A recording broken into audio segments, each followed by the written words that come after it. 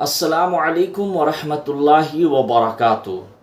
آج میں آپ حضرات کے سامنے سورہ اعلیٰ کا ترجمہ اور اس کے بعد تفسیر کرنے جا رہا ہوں۔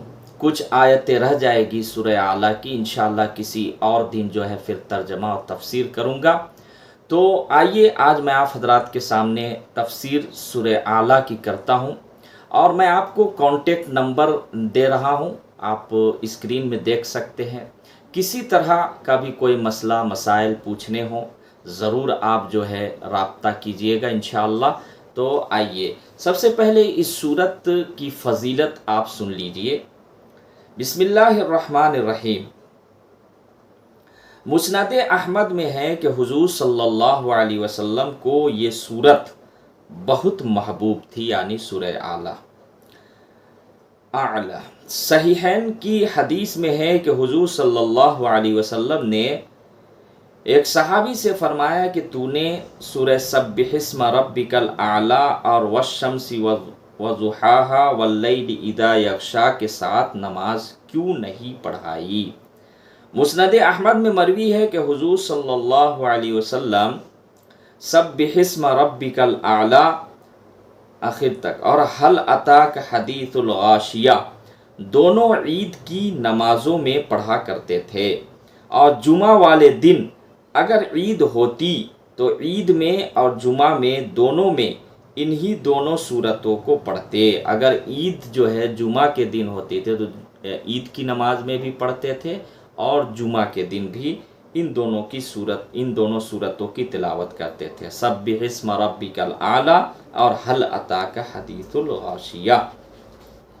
اب آئیے ترجمہ سنیے۔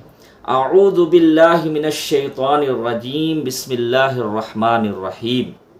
سبح اسم ربک الاعلی الذی خلق فسوى والذی قدر فہدى والذی اخرج المرعى فجعله غثاء احوى سنقرئك فلا تنسى إلا ما شاء الله إنه يعلم الجهر وما يخفى ونيسرك لليسرى فذكر إن نفعت الذكرى سيذكر من يخشى ويتجنبها الأشقى الذي يصلى النار الكبرى ثم لا يموت فيها ولا يحيا۔ ترجمہ: اپنے بہت ہی بلند خدا کے نام کی پاکیزگی بیان کر اللہ فرمائے جس نے پیدا کیا اور صحیح سالم پیدا کیا انسان، اور جس نے اندازہ کر کے تجویز کیا اور پھر راہ دکھائی یعنی راستہ، اور جس نے تازہ گھاس پیدا کی پھر اس نے اس کو سکھا کر سیاہ کوڑا کر دیا۔ ہم تجھے پڑھائیں گے پھر تو نہ بھولے گا، یعنی اللہ تعالی ہمارے نبی صلی اللہ علیہ وسلم کو فرما رہے ہیں،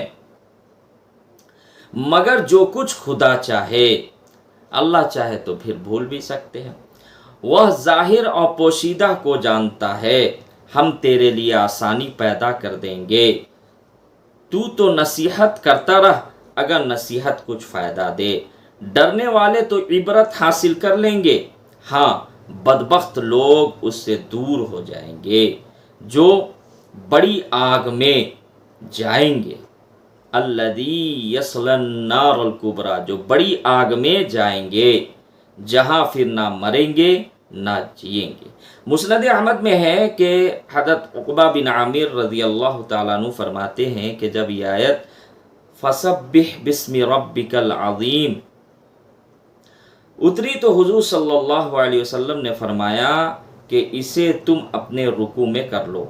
جب سبح اسم ربک الاعلی اتری تو آپ صلی اللہ علیہ وسلم نے فرمایا کہ اسے اپنے سجدے میں کر لو۔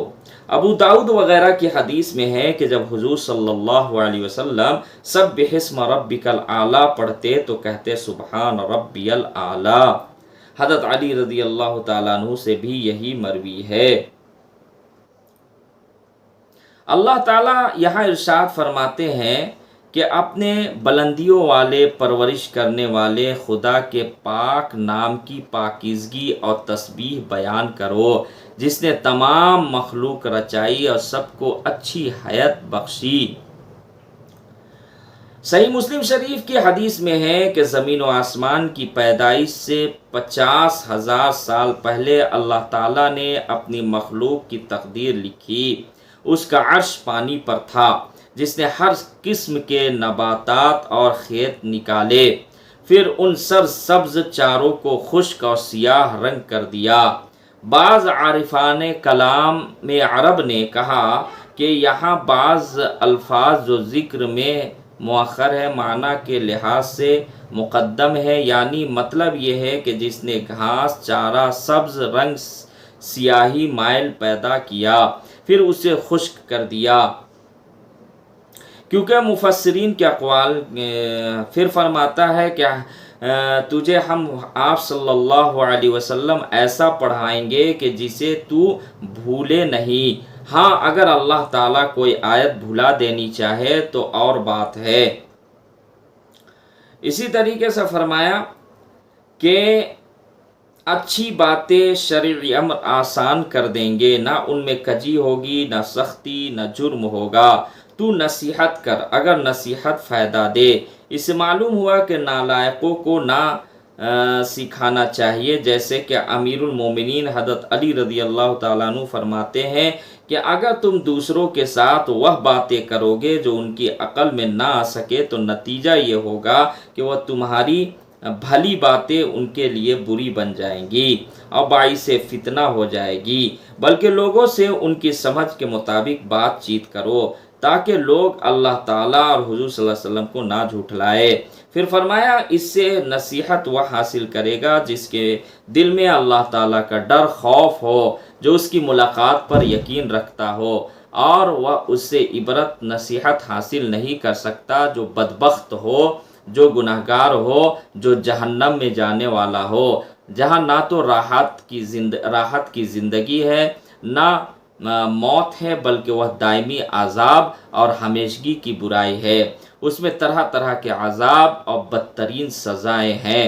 مسند احمد میں ہے کہ جو اصلی جہنمی ہے انہیں تو نہ تو موت آئے نہ کارآمد زندگی ملے، ہاں جن کے ساتھ خدا کا ارادہ رحمت کا ہے وہ آگ میں گرتے ہی جل کر مر جائیں گے، پھر سفارشی لوگ جائیں گے اور ان کو چھڑا کر لائیں گے، پھر نہر حیات میں ڈال دیے جائیں گے، جنتی نہروں کا پانی ان پر ڈالا جائے گا اور وہ اس طرح جی اٹھیں گے جس طرح دانہ نالی کے کنارے کوڑے پر اگ آتا ہے، پہلے سبز ہوتا ہے پھر زرد پھر ہرا۔ لوگ کہنے لگے کہ حضور صلی اللہ علیہ وسلم تو اس طرح بیان فرماتے ہیں جیسے آپ صلی اللہ علیہ وسلم جنگل سے واقف ہو۔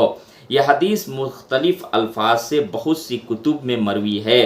قرآن کریم میں ایک جگہ وارد ہے کہ جہنمی لوگ پکار کر کہیں گے اے مالک داروغہ جہنم خدا تعالیٰ سے کہہ کہ وہ ہمیں موت دے دے۔ جواب ملے گا تم تو اب اسی میں پڑے رہنے والے ہو۔ اور جگہ ہے لا یقضی علیہم فیموتوا، نہ تو ان کی موت آئے گی نہ عذاب کم ہوں گے، اور بھی اس معنی کی آیتیں ہیں۔